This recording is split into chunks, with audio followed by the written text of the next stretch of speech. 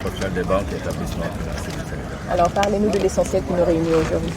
On est venu parler de monétique, organisée par les GIM régulièrement. On n'a pas besoin de vous dire l'importance de la monétique parce que la monétique permet d'avoir accès aux services bancaires même quand la banque est fermée sur la base de sa carte. Et comme on est à l'ère de la banque à distance, des services digitaux, la monétique devient un élément incontournable dans notre vie de tous les jours. Alors vous en êtes à la 7e édition, ce qui n'est pas rien. Alors quelles sont les avancées, on peut dire, par rapport aux objectifs? Disons, l'APB est plutôt un acteur du GIM. C'est le GIM qui pourra vous faire le bilan de cette édition. Ce qu'on peut noter, c'est que les GIM permettent de mutualiser les ressources dans la zone UEMOA pour offrir au système bancaire un instrument monétique important pour rivaliser avec les grands de ce monde parce que le monde est devenu un village planétaire. Et quand on a une carte de sa banque, c'est une carte BHS aujourd'hui, parce que je suis à tête de la BHS, qui est utilisée dans tous les pays du monde. Et ça, c'est parce qu'il y a une infrastructure qui est contrôlée et qui est organisée pour avoir accès à des moyens de paiement. Alors, on sait que de plus en plus, les Sénégalais investissent particulièrement dans l'immobilier et récemment, des appels ont été lancés pour que les Sénégalais puissent épargner dans les banques. Est-ce que aussi vous menez des activités en ce sens pour mieux sensibiliser les Sénégalais? Il faut savoir que l'épargne a toujours existé.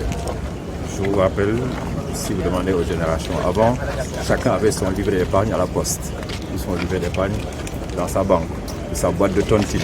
Donc l'épargne n'est rien d'autre que prendre une partie de son revenu, le mettre de côté pour qu'en cas de besoin, on puisse l'utiliser. Mais plus moderne. Plus moderne maintenant quand on le rattache à l'immobilier, c'est de dire si je veux acheter quelque chose qui coûte 100, si j'ai gardé 50, je ne demanderai que 50. Donc plus on épargne, plus on a les moyens de son autonomie financière.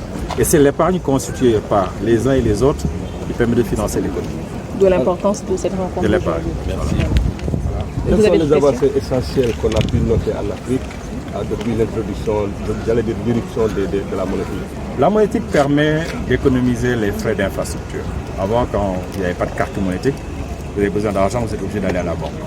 Aujourd'hui, vous pouvez vous réveiller à 1h du matin, vous arrêtez à un guichet et faire votre opération. Donc, la monétique rend la banque présente et accessible. Là où il faut des centaines de millions pour construire une agence, si vous avez un guichet de banque, même dans le hall d'un supermarché, ça ne demande pas d'infrastructure. Alors, aujourd'hui, avec la poussée des transferts, des structures de transfert d'argent, est-ce que ces structures bancaires ne sont pas menacées? Il faut savoir que la banque fait de l'intermédiation financière. Tout l'argent qui est collecté à la fin de la journée est versé à la banque. Donc les banques seront toujours incontournables. Même les cartes que vous utilisez pour faire vos paiements, à la fin de la journée, c'est votre compte à la banque qui est débité au profit du compte du commerçant qui est crédité. Donc forcément, la banque sera toujours à disposition. Et la capacité des banques, c'est de s'adapter à l'environnement en fonction de son niveau. Est-ce que les banques s'adaptent?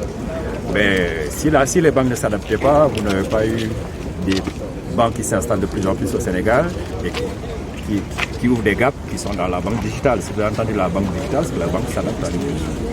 Merci.